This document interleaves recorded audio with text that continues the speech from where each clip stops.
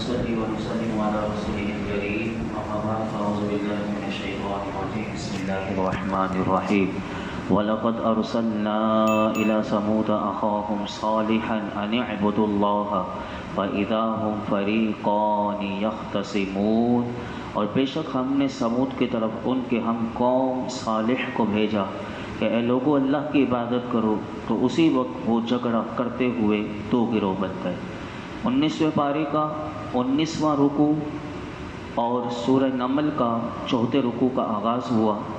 اور اللہ رب العالمین نے اس رکوع میں حضرت صالح علیہ السلام اور ان کی قوم سمود کا واقعہ مختصر بیان کیا۔ پیچھے بھی اللہ تعالیٰ نے مختلف پاروں میں صورتوں میں سورہ اعراف کی آیت نمبر 73 تا 79 ہم سماعت کر چکے تھے، سورہ ہود میں بھی یہ واقعہ آ چکا ہے، سورہ شعراء میں بھی آ چکا، اور اب یہاں پر دوبارہ 4تھی بار اللہ رب العالمین نے یہ ذکر کیا۔ اور اس آیت کا مختصر خلاصہ یہ ہے کہ اللہ تعالیٰ نے قوم سمود کی طرف ان کے ہم قوم حضرت صالح علیہ السلام کو یہ پیغام دے کر اس قوم کی طرف بھیجا کہ اے لوگو تم اللہ کی عبادت کرو اور کسی کو اس کا شریک نہ ٹھہراؤ، تو وہ اسی وقت ان سے جھگڑتے ہوئے یعنی اللہ کے نبی سے جھگڑتے ہوئے دو گروہ بن گئے۔ ایک گروہ تو حضرت صالح علیہ السلام پر ایمان لے آیا، اور دوسرا گروہ جو ہے فرمایا اس نے ایمان لانے سے انکار کر دیا، اور ان میں سے جو باطل تھا وہ بھی اپنے آپ کو حق پر کہتا تھا، اور جو حق پر تھا وہ تو حق ہی کہے گا۔ آگے قرآن کیا کہتا ہے سنیے، فرمایا قال یا قوم لم تستعجلون بالسیئۃ قبل الحسنہ لولا تستغفرون اللہ لعلکم ترحمون۔ صالح نے فرمایا اے میری قوم، بھلائی سے پہلے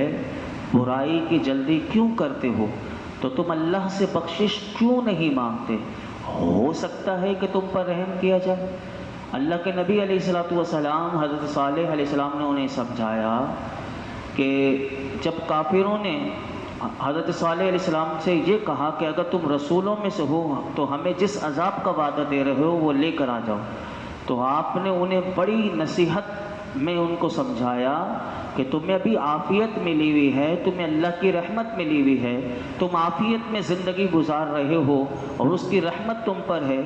تو اس عافیت اور رحمت سے پہلے تم مصیبت اور عذاب کی جلدی کیوں کرتے ہو؟ تم عذاب نازل ہونے سے پہلے تمہیں جو مہلت ملی ہوئی ہے، تم اپنے کفر سے توبہ کر کے اور ایمان لا کر تم اللہ سے بخشش کیوں نہیں مانگتے کہ تم پر رحم کیا جائے؟ ہو سکتا ہے کہ تمہیں دنیا میں عذاب نہ ہو۔ لیکن قوم کتنی ڈھیٹ تھی، قرآن آگے بتاتا ہے وہ اللہ کے نبی صالح علیہ السلام سے کیسی گفتگو کرتی ہے، وہ گفتگو آگے آئی۔ فرمایا قالوا طیرنا بک وبمن معک قال طائرکم عند اللہ بل انتم قوم تفتنون۔ انہوں نے کہا ہم تم سے اور تمہارے ساتھیوں سے برا شگون ہم نے لیا۔ صالح علیہ السلام نے فرمایا تمہاری بدشگونی اللہ کے پاس ہے، بلکہ تم ایسی قوم ہو کہ تمہیں آزمایا جا رہا ہے۔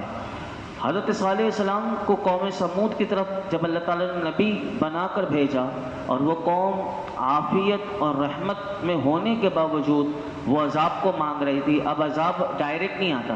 پہلے اللہ کی طرف سے وارننگ آتی ہے۔ اب ان کے لیے وارننگ کیا آئی تھی کہ ان کے لیے بارش کو روک دیا گیا۔ بارش رکی تو وہ لوگ اناج کھانے کے لیے، اب کیونکہ اناج اگ نہیں رہا تو وہ قحط میں مبتلا ہوئے اور بھوک ان کی ستانے لگی، اور یہاں تک کہ وہ بھوکے مرنے لگے۔ جب اتنی بڑی تکلیفیں صرف بارش نہ ہونے کی وجہ سے انہیں وارننگ مل رہی تھی اور یہ کھانے کو نہیں مل رہا تھا، تو انہوں نے چاہیے تو یہ تھا کہ یہ توبہ کرتے اور رجوع کر لیتے، لیکن یہ حضرت صالح علیہ السلام کے پاس آئے اور یہ کہنے لگے کہ یہ جو ہمارے اوپر مصیبت آئی ہوئی ہے یہ تمہاری تشریف آوری کی وجہ سے، اور کہنے لگے کہ معاذ اللہ ثم معاذ اللہ، کہ ہم تمہیں اور تمہارے ساتھیوں کو منحوس سمجھتے ہیں کہ تمہاری وجہ سے یہ ہمارے اوپر یہ آفت آئی ہوئی ہے۔ جب انہوں نے اللہ کے نبی صالح علیہ السلام کو یہ کہا تو آپ نے آگے سے انہیں کیا کہا؟ آپ نے فرمایا کہ سنو، تمہیں جو بھلائی اور برائی پہنچتی ہے وہ اللہ کے حکم سے، یہ اس کا قانون ہے کہ کسی کو برائی ملے یا بھلائی ملے، یہ اس کا قانون ہے کہ وہ اس کے حکم سے ہے، اور وہ تمہاری تقدیر میں لکھی ہوئی ہے۔ اور حضرت عبداللہ بن عباس رضی اللہ عنہما جو مفسر قرآن ہے، وہ اس آیت کی تشریح کرتے ہوئے آپ فرماتے ہیں کہ حضرت صالح علیہ السلام کے قول کا معنی یہ ہے کہ آپ نے انہیں کہا کہ تم جو یہ بدشگونی مجھ سے لے رہے ہو، فرمایا یہ مجھ سے نہیں بلکہ جو تم کفر کرتے ہو اور جو تم اللہ کی نافرمانی کرتے ہو، فرمایا یہ تمہارے کفر کے سبب تم پر یہ مصیبت آئی ہوئی ہے۔ اور یہاں پر ہمارے لیے بھی بہت بڑا ہے کہ اگر کسی اللہ کے بندے کو مصیبت پہنچے تو پہلے تو اس کو ذہن میں رکھنا چاہیے کہ یہ مصیبت تقدیر میں لکھی ہوئی ہے۔ کسی کو بھی کوئی تکلیف پہنچتی ہے، مصیبت پہنچتی ہے، یہ تقدیر میں لکھی ہوئی، اور یہ قرآن کا قانون ہے۔ میں آپ کو آیت کریمہ بتا دیتا ہوں کہ جو اللہ تعالیٰ سورہ حدید 27ویں پارے میں ارشاد فرماتا ہے، ما اصاب من مصیبت الا باذن اللہ،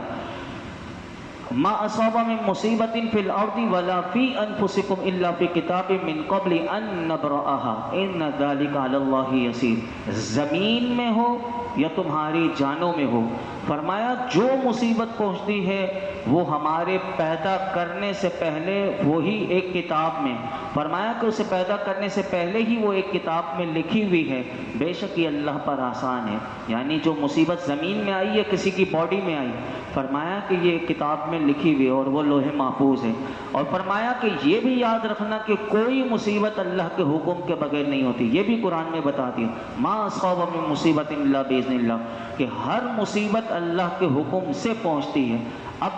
بندے کو اگلا سوال پھر یہ بھی بتا دیا کہ اب یہ کوئی یہ نہ سمجھے کہ اللہ کے حکم سے ہی آئی، یہ تقدیر میں لکھی ہوئی تھی۔ تیسری بات بھی قرآن نے بتا دی، یہ دو باتیں ذہن میں ہو گئی۔ اب بولا اب القرآن ہمیں تیسری بات بتاتا ہے کہ یہ مصیبت آئی کیوں، تو فرمایا کہ وما اصابکم من مصیبت فبما کسبت ایدیکم ویعفو عن کثیر، اور تمہیں جو مصیبت پہنچی وہ تمہارے ہاتھوں کے کمائے ہوئے اعمال کی وجہ سے ہے، اور بہت کچھ تو اللہ تعالیٰ معاف کر دیتا ہے۔ یعنی یہ انسان کی برائیاں، بدعمالیاں، بد کرداریاں،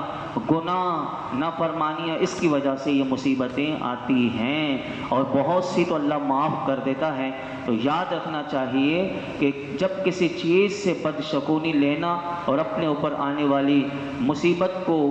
کبھی بھی یہ نہیں سمجھنا کہ سامنے والے کی نحوست کی وجہ سے مجھ پر آئی، یہ کسی مسلمان کو یہ بات زیب نہیں دیتی۔ اور یہی ہماری عورتوں کے لیے بھی بہت بڑا پیغام ہے کہ ہمارے یہاں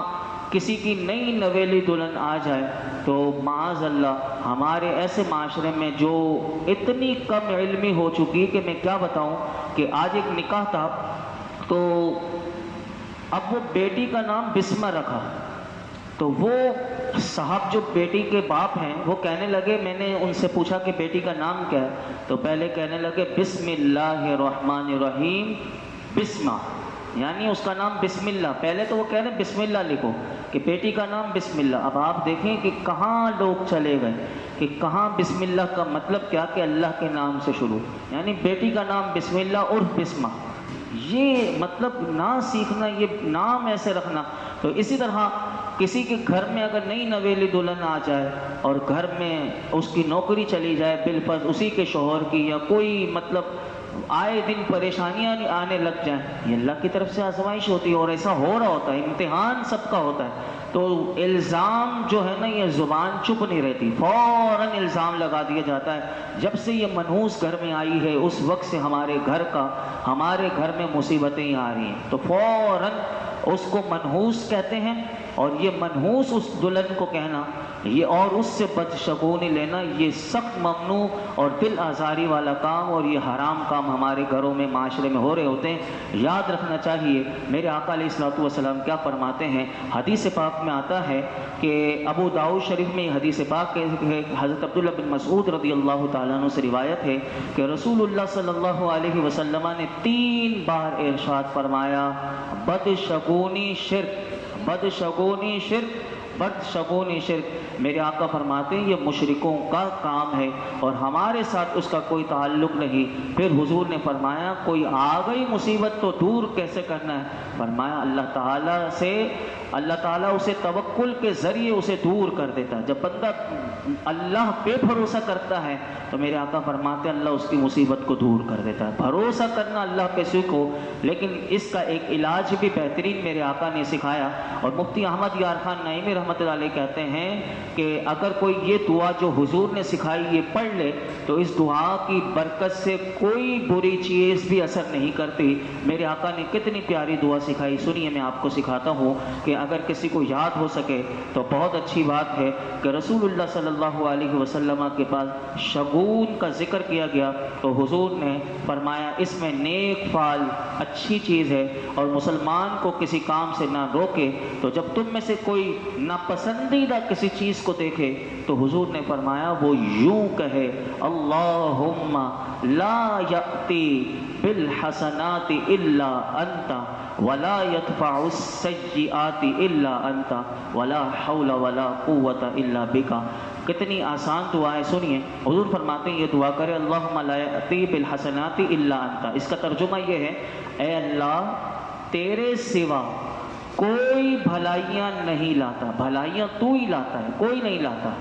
اور فرمایا ولا يدفع السیئات الا انت، اور تیرے سوا کوئی برائیاں دور نہیں کرتا، ولا حول ولا قوت الا بک، نہ ہم میں طاقت ہے اور نہ قوت مگر تیری توفیق کے ساتھ۔ یہ پیاری دعا حضور نے سکھا دی، اگر کوئی یہ پڑھ لے تو کسی بری چیز بھی ہوگی تو اس کا اثر اس کے اوپر نہیں ہوگا۔ اور حضرت صالح علیہ السلام نے اس قوم کو کہا کہ تم ایسی قوم ہو کہ جسے آزمائش میں ڈالا گیا، اور دوسرا معنی اس کا علماء نے یہ کہا کہ تم ایسی قوم ہو کہ جو اپنے گناہوں کے باعث یہ عذاب میں مبتلا ہوئی ہو۔ پھر کیا ہوا؟ قرآن آگے بتاتا وَقَانَ فِي الْمَدِينَةِ تِسْعَةُ رَهْطٍ يُفْسِدُونَ فِي الْأَرْضِ وَلَا يُصْلِحُونَ، شہر میں 9 شخص تھے جو زمین میں فساد کرتے تھے اور اصلاح نہیں کرتے تھے۔ یہاں پر قوم سمود کا شہر بتایا گیا، اور وہ شہر مفسرین کہتے ہیں اس کا نام تھا حجر، اور اس قوم کے جو شریف زادے تھے انہی میں سے 9 جو تھے ان کو کیا کہیں، وہ شریر زادے تھے۔ شریف زادوں میں شریر زادے بھی تھے، اور وہ 9 تھے، اور وہ ایسے تھے کہ وہ اپنی اصلاح کی طرف نہ آئے، اور یہ اتنے شریر تھے کہ ان کا جو ہیڈ تھا ان 9 میں بھی اس کا نام تھا قدار بن صالح، اور یہی وہ لوگ تھے کہ جنہوں نے اللہ کے عذاب کو دعوت دی۔ اور کیسے دی سنیے، آگے قرآن میں آتا ہے قالوا تقاسموا باللہ لنبیتنہ وأہلہ ثم لنقولن لولیہ ما شہدنا مہلک اہلہ وإنا لصادقون، انہوں نے آپس میں اللہ کی قسمیں کھا کر کہا ہم رات کے وقت ضرور صالح اور اس کے گھر والوں پر چھاپا ماریں گے، اور پھر اس کے وارث سے کہیں گے کہ اس گھر والوں کے قتل کے وقت ہم حاضر نہ تھے اور بے شک ہم سچے تھے۔ ان لوگوں نے اللہ کے عذاب کو دعوت اس طرح دی کہ انہوں نے سب سے پہلے اونٹنی کی رگیں کاٹ دیں جو ناقۃ اللہ تھی۔ آپ نے کہا تھا اس اونٹنی کو چھیڑنا نہیں، یہ معجزہ ہے اللہ کی، تو انہوں نے اسی اونٹنی کی رگیں پاؤں کی کاٹ دیں، تو آپ نے انہیں کہا کہ اب تم اللہ کے عذاب کا انتظار کر لو، اور اس عذاب کی علامت یہ ہیں۔ تو انہوں نے 9 شخص جو یہ تھے شریر، انہوں نے سب سے پہلے آپس میں مل کر اللہ کی قسمیں کھائیں اور کہنے لگے کہ ہم صالح علیہ السلام کو،